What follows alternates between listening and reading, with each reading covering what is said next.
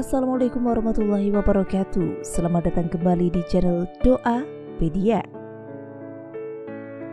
Menceritakan perihal hubungan intim dan percumbuan antara suami istri ataupun menceritakan rahasia-rahasia pribadi antara suami istri adalah perbuatan yang dilarang agama dan bertentangan dengan akhlak mulia. Dari Abu Sa'id Al-Khudri radhiyallahu an, Rasulullah SAW bersabda, di antara manusia yang paling bejat kedudukannya di sisi Allah pada hari kiamat adalah lelaki yang mencumbui istri dan istrinya juga mencumbui suaminya, kemudian lelaki tersebut menyebarkan rahasianya itu. Hadis riwayat Muslim. Maka perbuatan ini adalah dosa besar karena diancam menjadi orang yang paling buruk di hari kiamat. Baik, sebelum lanjut silahkan klik tombol subscribe untuk berlangganan di channel Doapedia. Aktifkan icon lonceng pada layar Anda untuk mendapatkan update video dari channel ini seputar amalan, doa, dan juga khasanah pengetahuan mengenai Islam. Nah, jika Anda suka dengan video ini, silakan klik tombol like dan bagikan juga ke seluruh sosial media yang Anda punya agar lebih bermanfaat untuk banyak orang.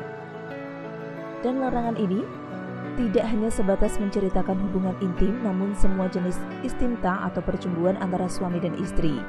Al-Imam An-Nawawi menjelaskan, dalam hadis ini terdapat pengharaman perbuatan menyebarkan apa yang terjadi dengan pasangan berupa perkara istimta atau percumbuan, dan menjelaskan detail-detail percumbuan tersebut dan menceritakan bagian dari percumbuan tersebut berupa perkataan atau perbuatan atau semisalnya. Adapun sekedar menyebutkan bahwa terjadi jima antara dia dan istrinya dirinci.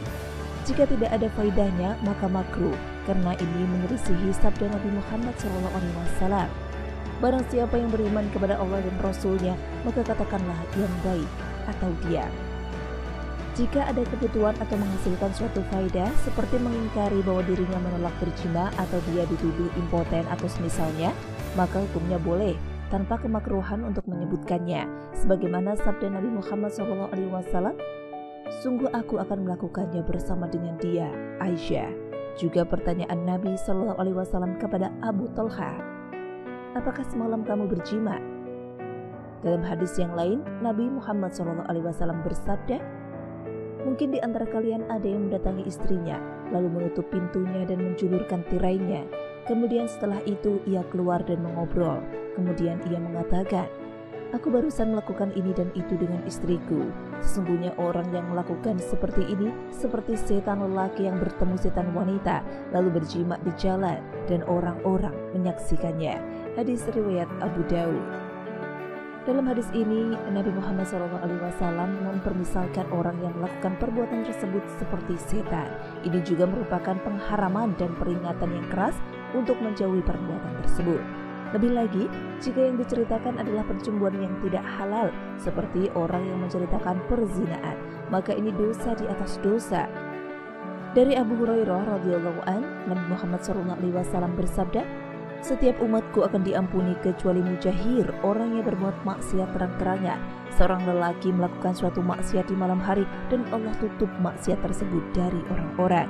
Namun besoknya ia berkata, wahai fulan, tadi malam saya melakukan ini dan itu.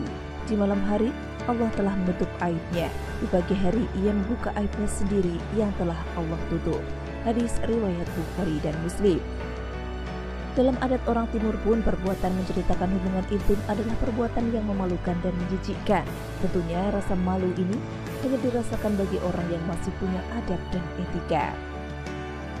Maka sekali lagi, jagalah lisan Anda. Demikian ulasan dari kami, semoga bermanfaat untuk Anda. Terima kasih sudah menyimak, sampai jumpa di video selanjutnya. Wassalamualaikum warahmatullahi wabarakatuh.